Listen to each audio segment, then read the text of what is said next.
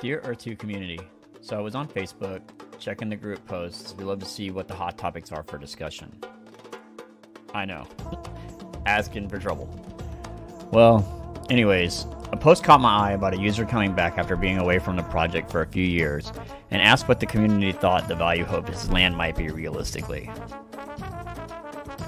Well, as you know, social media can be a double-edged sword, because users who love the project initially tell the user that they could probably list for different values depending on the circumstances of the land. You know, typically location, tier, essence left, etc., etc. Then, on the other side, we saw users who gave the usual responses when maybe they're not as firm in the commitment to the concept, or they have some doubts that haven't been addressed. You know how that goes. Well, let's just say those are not the kind of reviews that you want to see on Yelp. The point of stating something that everyone is painfully aware of when it comes to social media is that sometimes conflict can actually trigger a different thought process. At least for me anyways. My thought immediately took me to the space that if these users actually really looked at the opportunities to already start creating an income using the existing game mechanics, they may actually change their mind. Now, who knows? Some people probably not.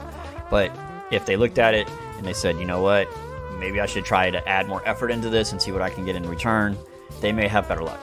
Just my opinion. Again, nothing I say right now is fact other than things that are specifically factual according to game mechanics.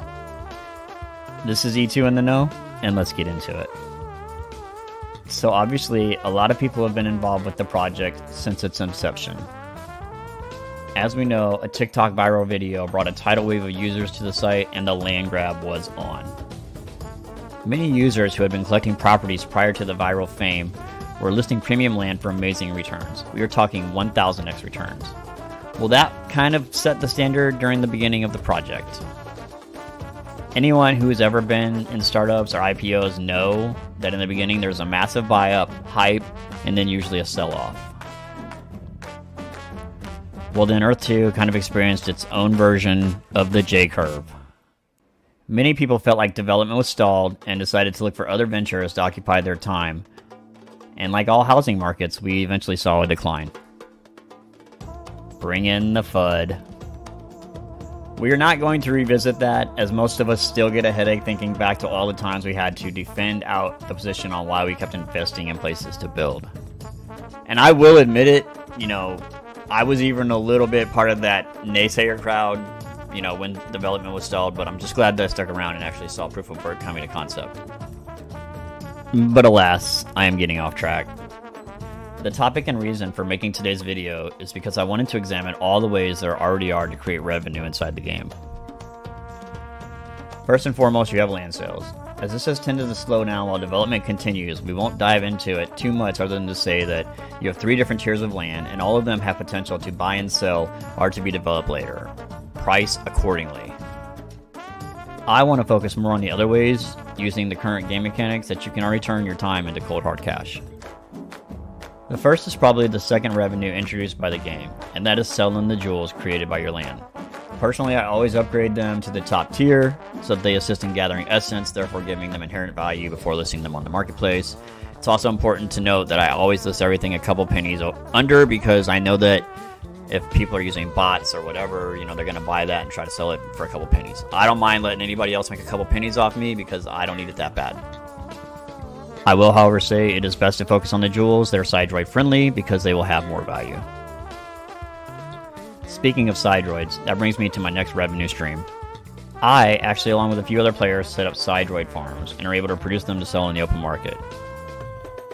So here's the one stipulation when it comes to droids.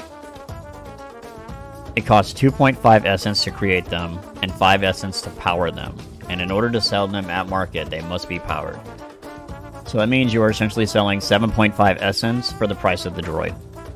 This is a value that you must decide on your own if you are willing to take the trade. Personally, for me, it is worth it, as I reinvest the returns into land, securing more essence later on.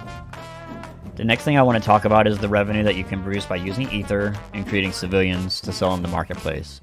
You can literally create a civilian and then instantly list it on the marketplace. The plus is that it automates your task while you have it listed until it sells. Win-win. Again, these are all actions powered by the ecosystem in-game, and you'll have to decide whether you want to risk the essence to produce these actions. I do also want to mention skins. Now granted, as per Shane, we do not advocate for pre-market trade, as it is highly subject to scams, frauds. But the foundation is there to add that to the stream of possible revenues in the near future. So I guess to get to the point, empires are built when people put in the work to bring ideas to fruition. There are probably going to be many more ways to produce revenue via the E2 metaverse soon. However, it is important to realize the real treasure here. For us at E2 in the Know, the real value is not the essence of the project, but the ability to create an amazing addition to the creative palette of mankind. When the limitations are only set by imaginations, the most amazing paintings are born naturally to canvases.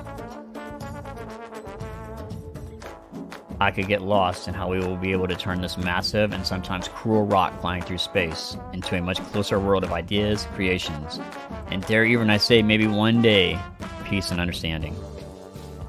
Thank you so much, as always, for watching our newest release, and we cannot wait to see you in the metaverse. As always, if you found this info useful, please feel free to like and subscribe. We'll love you guys forever.